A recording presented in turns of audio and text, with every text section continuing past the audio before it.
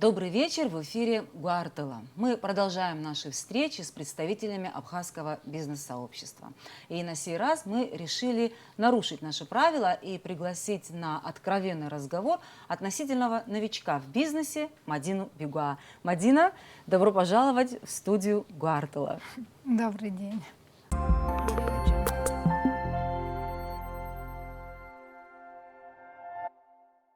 Мадина, мы знакомы с вами очень давно. И в нашем вот таком телевизионном пространстве встречались не раз, где вы представлялись человеком искусства, пишущим, с такими разнообразными творческими интересами. И как вот вы, творчески одухотворенный, гармоничный человек, вот, пришли в бизнес? Или, может быть, там, не знаю, бизнес пришел к вам? Достаточно случайно. Как правило, такие вещи происходят именно так. И можете ли вы сказать, что вы уже вот бизнес-леди?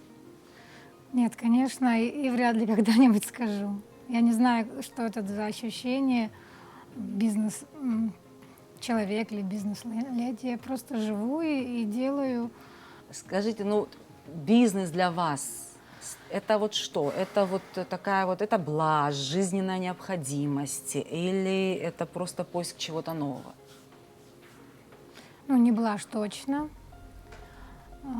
Поиск нового тоже вряд ли. Но это, конечно, необходимость и принятие определенных решений в какой-то момент. Необходимость зарабатывать деньги. Вот-вот-вот. Да, да. Все-таки бизнес кормит вас? Ну, собственно, да. То есть это было целью все-таки? Знаете, я себе трудно представляю, как можно ставить перед собой какие-то конкретные определенные цели, прописать их. Наверное, в серьезном бизнесе это происходит именно так. Ставятся задачи, прописываются бизнес-планы, но надо говориться сразу. Да, в моем случае речь идет о небольших бизнесах, собственно, это семейные бизнесы. Это всегда такая спонтанная история. Давайте-ка попробуем сделать это. Вот так вот, да, в принципе? Ну да, конечно. Почти творчество на самом деле. Хорошо, давайте тогда конкретнее, все-таки с чего начался ваш бизнес? Первый бизнес – это отель в Сухуме, в центре, на улице Конфедератов. Собственно, эта идея, наверное, впервые пришла моей маме. То есть это действительно семейный бизнес. Который, отмечу, тоже человек очень творческий. Да. Ну, я могу сказать совершенно точно, творческая составляющая в характере точно не мешает бизнесу. Она скорее такая подмога хорошая. Хорошо, мы еще поговорим о том, как творческое начало помогает бизнесу. И мы побывали как раз там, вот на этой улице Конфедератов, куда вы нас отправили, и посмотрим, что из этого получилось. Первый наш сюжет.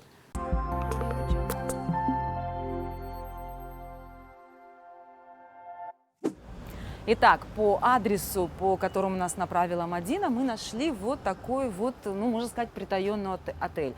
Честно сказать, я часто прохожу по этой улице и даже не думала, что здесь есть вот такой вот отель-бутик Амра. Ну, пройдем, посмотрим, что там. Здравствуйте. Здравствуйте. Мадина, наверное, предупредила, что мы придем. Да. Эсма. Это вы? Да, это я. Шушхёна Эсма. Ишпахам. Усёкзари алозар хайчужер псушулаги. Ипсиоп. Эсма кырцома раус буйжти. И шадр таз аусура аусхуй табра. Ван за واحد جرك روس بوخازما отель корча. Мап отель корча мап. Аус безларыдыр кылы. Бас конкурс хасаблага азмагизма. Конкурс каких вот замат яра гостиница сто хайхабы уджаус хван. أخشار يرو تجاوز سويت واحد راح أبخر ناس يشتغل روحان هايت يحكوا بخيط راح نخيط وقتان ناس وجب بقبخوم ابن بزاكو هاي سكوب خيط حيحبوا حبزجو ستاندلو Константиновна يوكاو اسم رابخت زبرخ وخالنالو ولا بشيتsa شو добриджихын засахяква излаз бола на Мадина на пацаю برد زيجي لرمادين وبكوروما مدينة كروب أياي وارد شو سسفيجي كرخر حوامة دارت زيركو بخد زيجي الزاوت وما كون زيكيركو برتيش بو بريكين نبقى زارو да مدينة وقتام تكروب не рабукин гачки сау вообще шотель рейтинг дара зихараку بقوي شبانا قبري زد حلوي زس ياموي بس وإذا تحاول سكوي أنا كنت أساس إتكوشة وشي بلو ناسكي دينونة وشي زنوبو ناسكي زدرم زيجي بزيو زيجي رجوع بخط يقمز مكان زحن بس تجي قام خدها حكستينيتس بوكين جاجة يخارت نتجي ينيمت مكان اسمه بروس تجري بيرتوزما أساسيت كلاشيش ياتشا جاشم زرقي ويبريت شايل خطة زوب زيجي إنه شحدر تاس يحبس حشرات زي حوارات درش номер كوزيجي بشوما ماب номер كوزيجي بشتام أري номер زيجي حيدو номеру تا شرر زحنا خوشكوي راتشنيزموي ريم شبح زيبش مدينة وصاحي ريقك ناحو هي شتقن درت الصاحي كوبريش بس هريا ودت أتمосферك حسب لوسمي يرى أبري إيقظ ديزاين زيجي مدينة из خود زلارلو يخقلر بيامو أخ وجه نسوي خب قالوا أخ بيتاج واكي هو بنومر كو خيتاخي هو بتراس رئيس لاس بالا تخن زيجي أتزامو سما ما بري تراس مكان أتزام ويا غزرك يجوب أدخله ونايوه شو زتجك شوب أباس التل كبريت شو تجاهن يقب يقدم درياي وجوي مشيرم بدو يربطي ومشى زكي تعود يزوا باساش خوتشي بريار يدو التل خارجة ما خي خقلك زمو أرا تراسة أوت أكرفرت и ара асас акрырфавот террасачы. Истанбул отель курчы. Захин жирабаса терраса ку атқацало пияшизан фижха хирфу броп бас амра укпхо. Араххи алойра. Вахки хих терраса хучау. Вахги стол хучку ургылар пе алоту сума. Шхала арах расыласы шхалало. Ай, хуббышхавис из хуббышха акахвах шует бра. وما كوي بزيب خوبش خوا أجرا. جامرن تشورا زنزيب شو خزرخ. يتبو بيسمع. يتبو.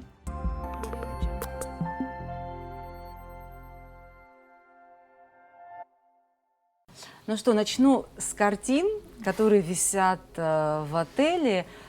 Чем на сегодняшний день занимается художник Мадина Бигуа? Старается выкроить время, чтобы хотя бы иногда работать. Получается? Последний месяц, к сожалению, почти нет. Я очень надеюсь вернуться к нормальной жизни.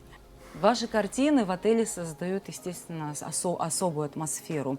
И ресепшенист ваша сказала, что постальцы тоже очень интересуются картинами. Почему бы не сделать вот бизнес на том, что у вас очень хорошо получается, на вашей собственной живописи? Ну, на самом деле...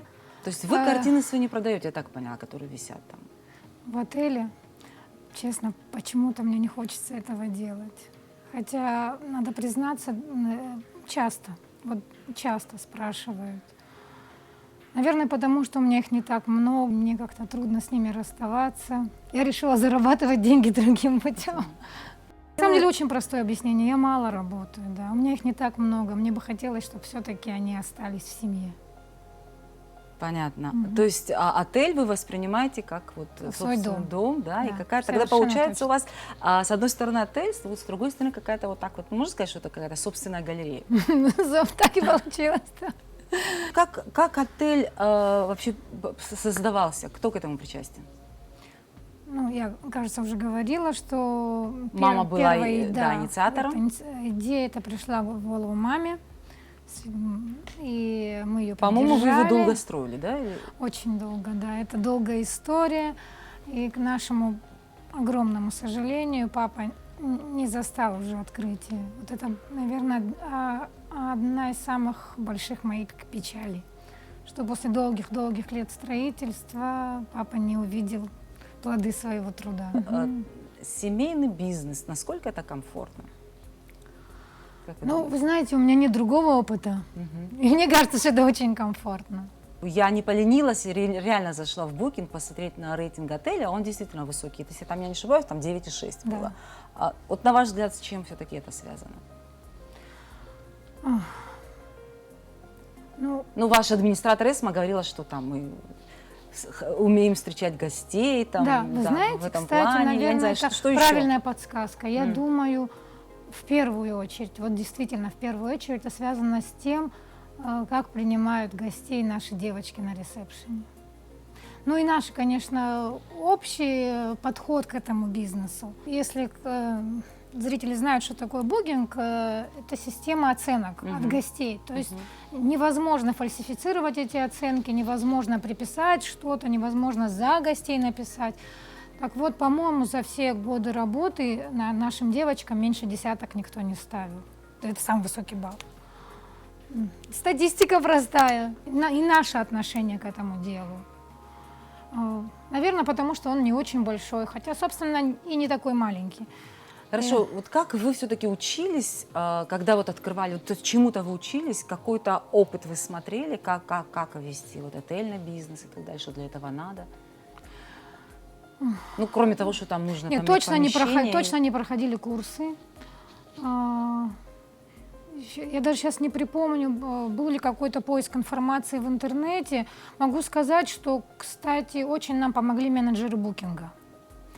Но все-таки в первую очередь это была интуитивная какая-то дорога, поиск пути, да. Отель, собственно, это гости. Мне кажется, очевидно, вот если надо принимать гостей так, словно эти гости пришли к тебе в дом. В сюжете тоже было виден сам фасад здания. Фасад здания – это из старого Сухума. Да.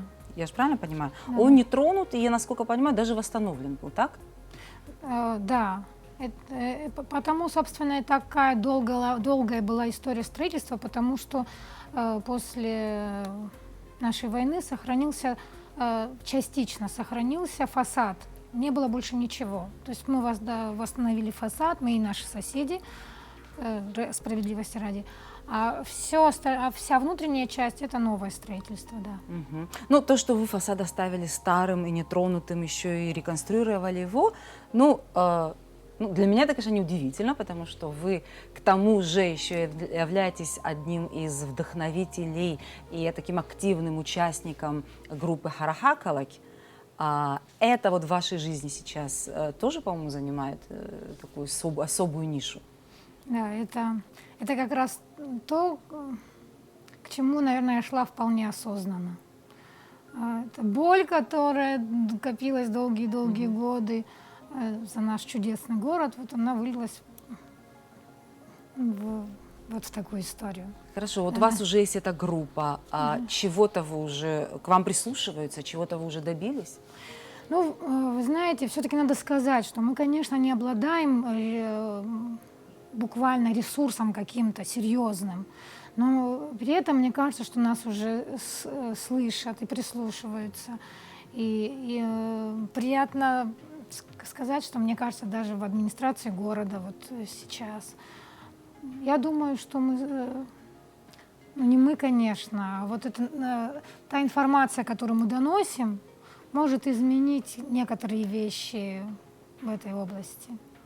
Ну, думаю, не будете скромничать, если скажем, что это, по-моему, было прошлым летом, да, когда как раз благодаря вам, вот были вы очень таким активным участником вот таких акций, когда вот на Брехаловке строилось это самое, какое-то сооружение, да, все-таки... Ну да, тогда еще не было Харахакалак. В общем, эта история и сподвигла нас к тому, что мы сформировали эту группу. Да, это было совершенно спонтанно. Ну, все-таки, как вы считаете, это я совершенно вот точно в считаю. таких спонтанных, в таких вот акциях все-таки есть смысл? Абсолютно точно. Я считаю, что как раз гражданское общество в этом смысле очень действенный ресурс, и сделать можно очень много. Критика часто бывает справедливой. По отношению к вам? В вашей Нет, группе или я что? имею в виду вообще к тому, что происходит вокруг, во всех областях. Критика необходима, она бывает справедливой, иногда конструктивной, но если это только критика и никаких действий, то, собственно, она превращается в нечто бессмысленное. Если хочешь что-то менять, надо делать. Да, я думаю, что у Сухума есть шанс остаться очень привлекательным городом и правильным в смысле архитектурной среды. Мадина, я вот слежу за вот этими проектами, которые вы вбрасываете в социальные сети, что к вам прислушивается вот в этом плане, потому что я видела там, вы не только город, вы предлагаете, как построить какую-то школу, там, как Да, ее да. реконструировать. То есть к кому Ну, вы обращаетесь, кто может Ну это? вот я, насколько знаю, история со школой может благополучно реализоваться. Конечно, мы не можем утвердительно вот сейчас сказать, что все, что мы предлагаем, может получиться. Пока это скорее такой информационный, образовательный или разъяснительный ресурс. Как может быть, да, как можно, не вкладывая огромные средства, исправить какие-то вещи. И мне это же надо еще услышать, нужно время все-таки, чтобы осознать. И потом нельзя не иметь в виду, что мы сейчас в сложное время. И началась наша работа этой группы в сложное время. И экономический кризис, и карантин, пандемия. Мне кажется, несерьезно сейчас требовать каких-то прямо вот шагов больших от той же администрации города. Самая большая проблема в том, что, вернее, я даже уверена,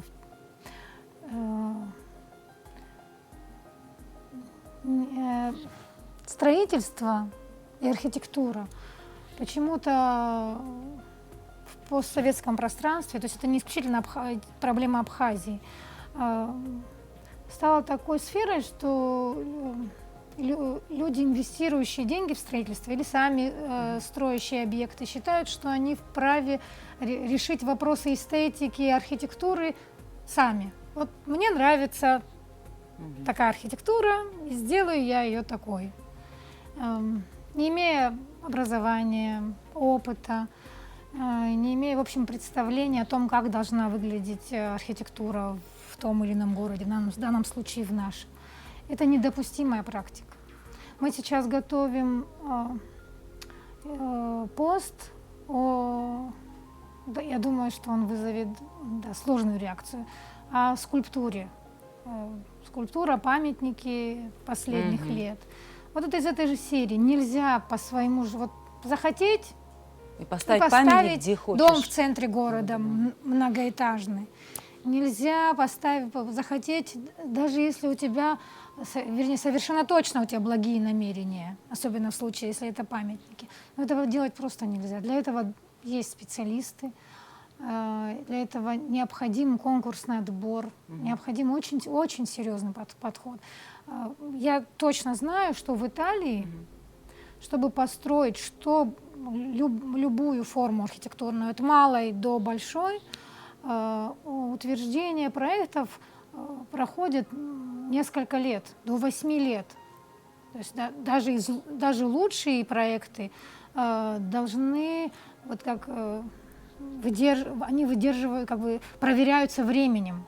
Даже очень хороший проект может оказаться, можно ошибиться, сразу приняв решение и дав добро на строительство. Нужно время. Особенно, когда речь идет о центральной части города. Это и есть задача нашей группы, конечно.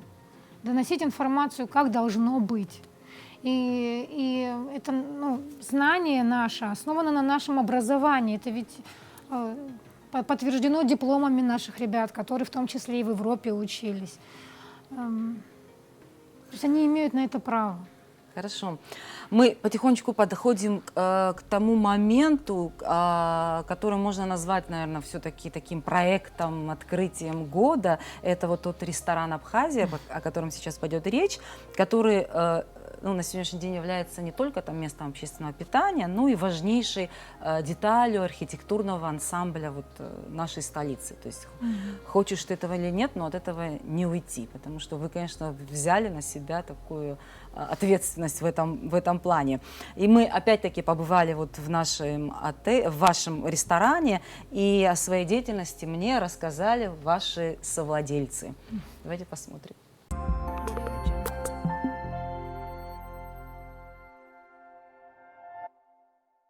Итак, друзья, мы подходим к новому, недавно открывшемуся кафе-ресторану «Абхазия». Я подчеркиваю новому, но у меня к вам есть первый вопрос. Вы вообще его видели, каким он был раньше? Я, да, Сабина, думаю, Я нет. точно нет. Никогда не видела? Нет, я Хорошо, только а что слышала. А что ты слышала? Я слышала о том, что это была визитная карточка не только Так. Сухума, а вообще Абхазии, в принципе. И, ну, и у всех такие ассоциации, что как бы это связано с их молодостью, юностью, даже у кого-то с детством. Ну и лучшие воспоминания у всех. Как-то. Понятно. Зураб, вы? Я помню, я был во 2 классе, когда случился пожар. Я точно помню, что это было какое-то место для меня, как будто бы я попадал в Европу, глициния.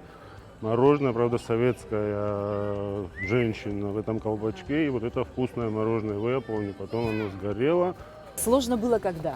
В В начале. начале, первые Да? 2 недели, наверное, То есть да, вы считаете, когда что мы дальше будет носились. легче или как? Но уже Нет, легче. Нет, в плане наладить административную работу легче, потому что у нас случилось ЧП, об этом многие говорили, что вот обслуживание у нас, когда открылась граница, уехали весь персонал, который мы набрали, они взяли, собрались и уехали. Мы остались, открывшись, с одним официантом, с одним поваром. И вот мы все были поварами, официантами, да. И сейчас команда собралась хорошая, и вроде все налаживается. Я понимаю, что у вас пока вот такая открытая, да, площадка? Да, веранда пока Веранда задействована. пока. Что-то будет еще, по-моему, там на Конечно, зиму да. планируется, Мы планируем начать внутренние залы. Это вот сейчас здесь, да? А это будет, Вход да, будет. вход с этой стороны, там рядом с кухней. Планируем. И я надеюсь, что мы в ближайшем будущем это реализуем. Ага. Теперь вопрос вот этого дизайна. И сейчас подойдем к той самой глицине. Изначально как-то договор был, что это должно воспроизвестись так, как это было до. И все, ничего лишнего, ничего нового. Она была под этими всеми бетонными конструкциями. И Саид вот Оси, он вытащил и реанимировал, и вот она растет. Как понимаю, раз маленькие стульчики здесь стоят Да. и столы, это детская зона. Да. Первое, что сказала своему супругу, там обязательно должна быть детская зона. Вот просто обязательно, учитывая, что у меня 2 маленьких сыновей, я с ними тоже сюда прихожу. И столько, правда, положительных отзывов. Все мамы так рады, что они могут спокойно отдыхать, и их дети, это на самом деле... Горожанки, спасибо. Да, это правда. Вы еще Вот так и- на самом деле огородили, что они прям тут не Да, убегут, да, для безопасности. Ага. Ну как-то вы еще собираетесь здесь, да? Нет, у нас, во-первых, здесь вечерами сидят, работают 2 Девочки, девочки, да, аниматоры профессиональные, которые приходят в самый пик, когда у нас там с 6 до 9, и как бы здесь не просто так, они рисуют, лепят. Вам нравится то, чем вы занимаетесь? Да. Да, конечно. Да, во-первых, потому что вот мы все рядом, мы же не просто, ну как это сказать, соучредители, да, мы здесь все друзья, мы семья, и это правда, это по-другому. Хорошо, вот этот вопрос, все-таки работать с близкими, больше плюсов или больше минусов? Ну, по-разному. наверное, есть такие варианты, когда это не очень хорошо. Но в нашем случае это прям здорово, потому что мы все прям... Я думаю, что на все воля Божья, как, не знаю. Слава Богу за все, мы дружим, работаем, у нас все нормально. Что такое развиваться для вас? Это вот что? Кухня, вот это самое... Улучшать Да, всё, вы открылись. конечно. Это было визитной карточкой. В любом случае какой-то карт-бланш у вас был априори. Понятно. Теперь надо эту планку как-то выдержать, но в дальнейшем Улучшать, всё-таки надо. Что конечно. такое для вас? Это что? Это кухня, это вот Это что? все, это все в Все совокупности. в комплексе. Кухня, обслуживание, музыка, интерьер, что-то добавлять, что убрать. Потому что, да, атмосфера. Здесь получилось, как у Искандера, Мухус, вот он здесь. И все вот от мала до велика приходят. И правда по Фазилю смотришь и думаешь, какой чип там рядом где-то. Естественно, у нас большая ответственность, потому что мы здесь создали вот эту атмосферу. Мы, знаете, как говорят, претендуешь соответствовать. Мы стараемся соответствовать, чтобы не сказали потом, ну, не вышло. Так что Ну что ж, удачи вам. спасибо, Спасибо большое. большое. Спасибо. Спасибо. Вам спасибо.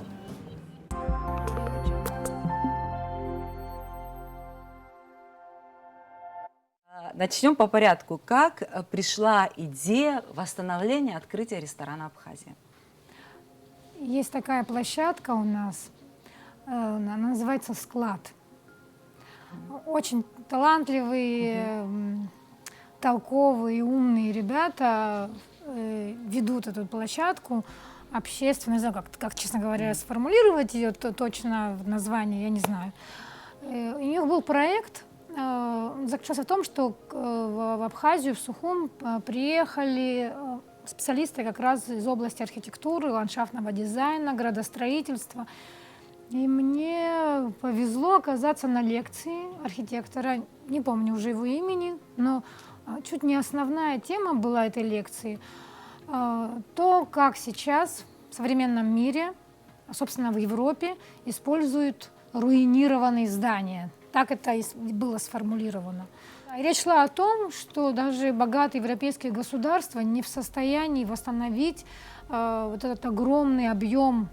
Представьте себе, ну, когда речь идет об Италии, это огромный объем исторических зданий, которые в очень плачевном состоянии.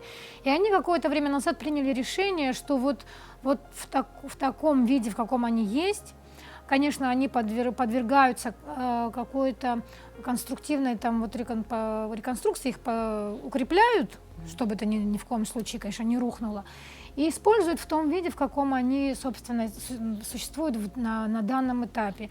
Проводят там какие-то проекты, это культурные площадки, может, небольшой бизнес, кафе, но, в общем, такая форма сейчас использования этого исторического архитектурного наследия.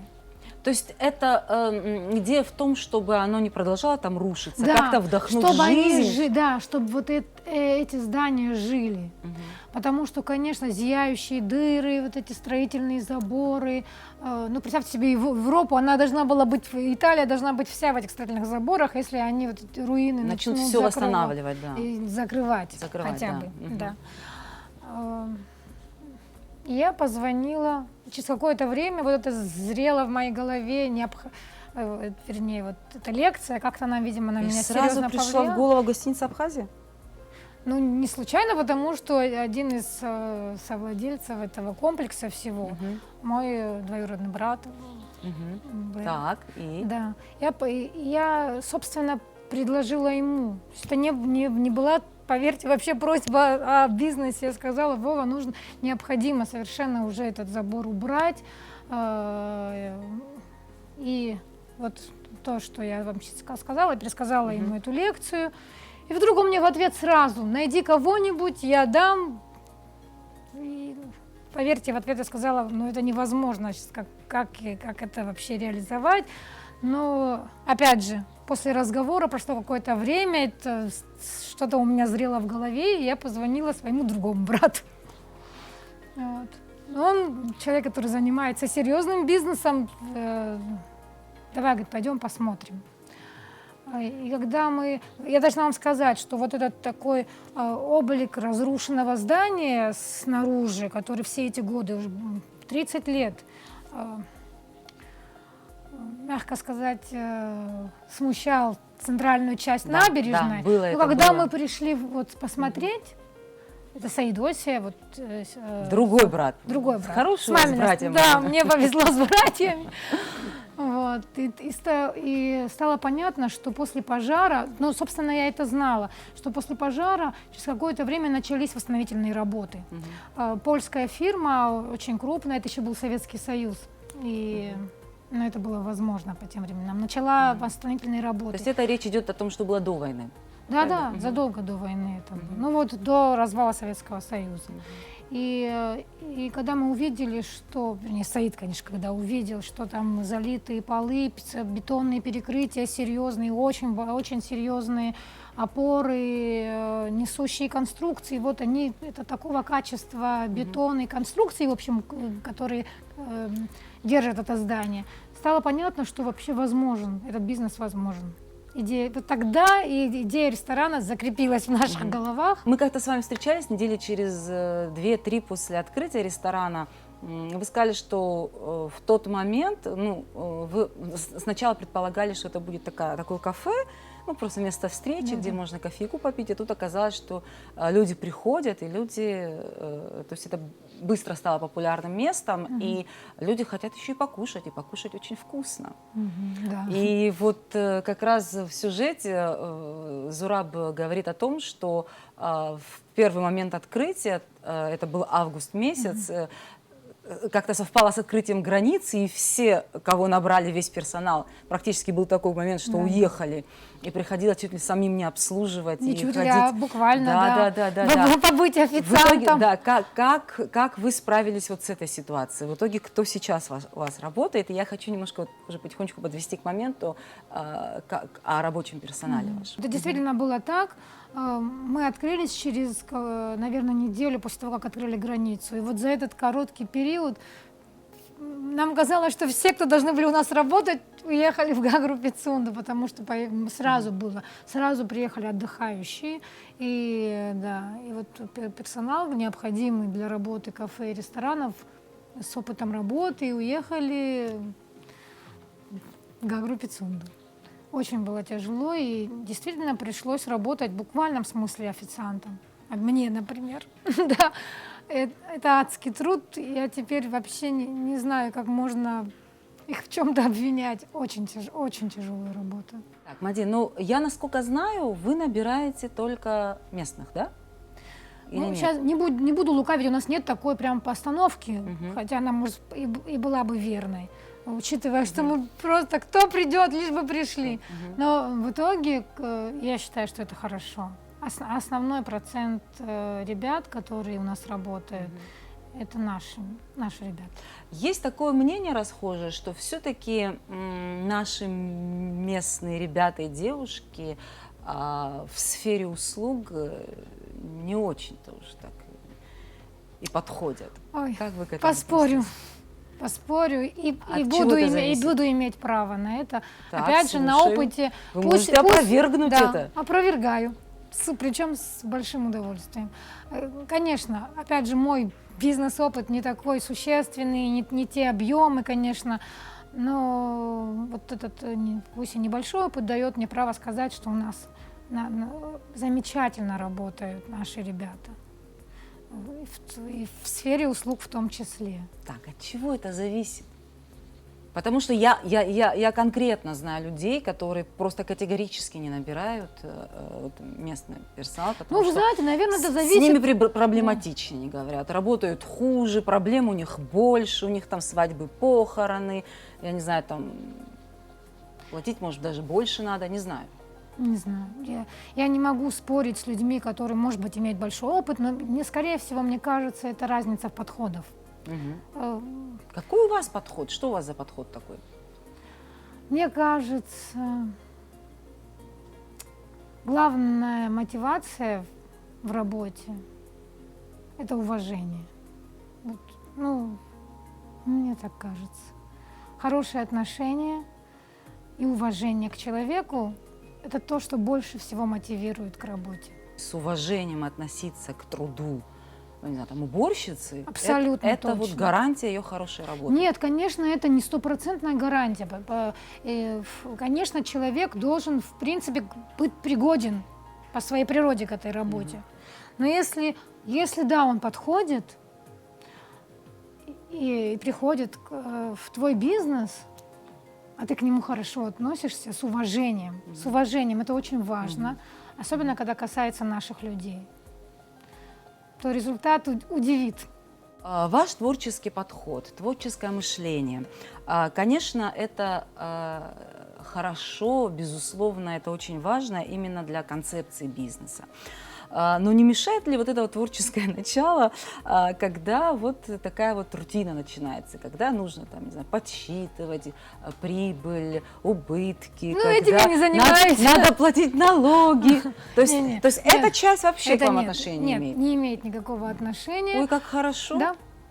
У нас есть замечательные люди, которые этим И занимаются, да, в и вы им ресторане, абсолютно да, доверяете. Абсолютно, да. Это тоже мое правило. Конечно, кстати, что касается ресторана, это проще. То есть понятно, сколько денег пришло в этот день, и какие были расходы на закупы или на зарплаты. Но каждый день я вообще этим не интересуюсь. Это так увлекательно и столько занимает времени сама работа ресторана, что это не так интересно. Очевидно, что для жизнедеятельности нам необходимы денежные средства. Это закон жизни с очень давних времен. И при этом я думаю, что это совсем не свежая мысль, что бизнес может принести удовольствие. Я думаю, всем успешным бизнесменам, это вообще точно не моя история, но я уверена, что люди, которые занимаются бизнесом серьезно, масштабно, они получают от этого на самом деле удовлетворение. Может быть, удовольствие не подходящее слово, удовлетворение. Мне кажется, человек должен реализовывать свои возможности. Если так случилось, что в тебе эти возможности заложены, ты должен их реализовывать. Вот. Не лениться. Я просто не поверю, что за всю эту вот деятельность вашу в бизнесе вы там не сталкивались с какими-то проблемами. Я же сталкивалась Как приходится сегодня, их- например. Так, и как вы их решаете? Нет, конечно, сталкивалась. Понятно, вот эта радужная такая картинка, которая нарисовалась, она даже, я думаю, вызовет такой скепсис у множества людей. Вот-вот-вот. Да. Да, разбавим немножечко эту картинку. Ну вот если говорить о ресторане, действительно, на самом деле у нас довольно большой процент людей отсеяться успел всего за месяц работы. Сегодня у меня был сложный момент. С чем был связан? Можете поделиться? Вот я даже поделюсь. Мне хочется это проговорить. У нас один сотрудник рабочий из Средней Азии. И я понимаю, что... все-таки есть у вас из Средней Да, Азии из Средней рабочие? Азии он ну вот это вот, ну, чернорабочий. Мгм, мгм. Конечно, вот, ну, объективно трудно найти человека в Абхазии, который будет выполнять такие работы. Опять же, могу ошибаться, может быть, даже и найдем в итоге. Проблема не в том, что люди из Средней Азии плохо работают. Проблема в том, что у них, конечно, отлично от нашего менталитет. И я поняла уже это точно, им очень трудно воспринимать женщину в качестве руководителя. Я не думала, что с этим То столкнусь. есть начальник Начальник женщина, им очень трудно это, да. Я понимаю, что это прямо работник с этим не может справиться, что ему дает указания женщина. Да, и нам, видимо, придется расстаться. Те бизнесмены, там, предприниматели, которые приходят к нам в студию, мы всегда задаем один и тот же вопрос: с чего у них начался бизнес, с какого капитала, с какого, не знаю, кредита банковского, с чего-то ты должен, даже если у тебя есть великолепная идея, финансы на это нужны. Вам в этом плане повезло, в том смысле, что я как понимаю, кредитов вам брать не приходилось в банке. Тут, конечно, повезло, да. Повезло в том, что Повезло все-таки есть люди, несказанно, которые да. смогли вам помочь. Да. Да? Опять же, семья. Да. Да, То есть в этом плане родственники. все-таки везение, да, вот, которое, ну, вот так вот использовали как бы. Да. Нет, я это тоже, кстати, очень четко понимаю, что вот как раз это то, что можно назвать удачей, везением, да. Семья, родня в широком смысле слова. Да, это, Ну и конечно, вы, серьезная поддержка. которые вот смогли реализовать эти великолепные идеи. Последнее, о чем я хотела с вами поговорить, это вот преподавательская деятельность, которой вы уже давно занимаетесь и которая, предполагаю, не остается на задворках ваших вот многочисленных жизненных интересов. Так? Да. С удовольствием поговорю об этом. Абсолютно случайно, как выяснилось, как много в моей жизни происходит случайно. Я оказалась в Сухумском художественном училище. Что случайно? Вы художник? Нет, но я не преподаю специальные предметы. Я преподаю историю искусств и этику и эстетику. Это часть философии. Это правда случилось без моей воли. Благодаря моей маме, она настояла, нам нужно было заменить преподавателя. И не жалею ни одного дня с тех пор. Я даже не знаю, что вот из всего, чем я занимаюсь, наверное, я считаю преподавание самым важным. Да, я чувствую, что это очень-очень важное дело. Воспринимают, доходит это вот то, что вот ваш посыл? Насколько он доходит? И Нет, как я сейчас могу... Какие сегодня дети вообще? Вот вы, наверное, уже давно работаете? Прекрасные дети. Меняются? Я думаю, что у нас вообще... Ну, я не знаю, какие дети были раньше, но как вы, наверное, знаете, коллектив Сухомского училища, он такой уже не молодой. Они работают с давних пор, и они всегда отзываются с большой теплотой о своих учениках довоенных. У меня этого опыта не было. Сейчас, я думаю, конечно, им сложнее, но вот мой собственный опыт говорит о том, что у нас очень хорошие ребята. И они, конечно, совершенно не подготовлены. Я понимаю, что, к сожалению, у нас очень слабый уровень образования среднего, школьного, и они приходят совсем нулевые, если иметь в виду, допустим, историю искусств. И мне кажется, это вот пусть они получат минимальный объем информации, и минимальный объем сохранится в их голове. Я, правда, искренне считаю, что это невероятно важно. Это меняет сознание. Знакомство с искусством в таком возрасте – это то, что может сформировать личность. Опять же, я могу, конечно, совершенно ошибаться и быть очень далекой от реальности, но мне так кажется, и я даже убеждена в этом. Вот последний и, наверное, самый-самый такой банальный вопрос, который вот можно задать женщине-бизнесмену. Вот столько направлений у вас и в бизнесе, и живопись, и преподавательская деятельность, и к тому же у вас еще почти уже взрослые 2 дочери. Взрослые. Как вы все успеваете? Остается ли вот Нифига время на не детей? Ничего не успеваю. На детей остается время? Как? Я очень стараюсь, правда. Вот как раз это та тема, которая меня волнует сейчас больше всего. Каждый день я думаю о том, что потому что я... Что не уделяете достаточно времени дочерям? Или да, что? да. Я такая привязанная мать к детям. То есть, все годы я проводила очень с ними много времени, сейчас меньше. И при этом я осознаю, что, может быть, это и им уже нужно. Они свободные, сильные, наполнены сами многими вещами, и им не нужна я ежесекундно. Но, конечно, нужно обязательно быть с детьми больше. Я надеюсь, что со временем смогу.